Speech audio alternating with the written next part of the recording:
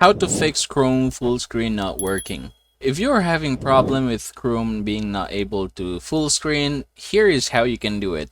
So normally if you're going to click this one, it should full screen the entire Google Chrome for you, but if not, then here's what you can do. First things first, I want you to go ahead and right click the tab here at the top, and then you have the option here to maximize it. So just click that one and it is going to full screen.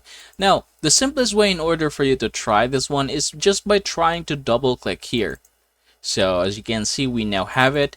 Now another thing is, say for example you have tried those methods and both methods don't work. I want you to go ahead and click the shift button on your keyboard, and then you're going to right click Chrome here, and then you're going to hit maximize once again. If you are now able to full screen Chrome, what you're going to do is click this one here, and then we're going to open settings. And here in the settings, I want you to go ahead and try to look for the update. So go ahead and choose about Chrome down below and make sure that your Chrome is at the latest version. So as you can see, in my case, it is updating. So again, try to make sure maybe it's just a bug that they are trying to get to you or give to you.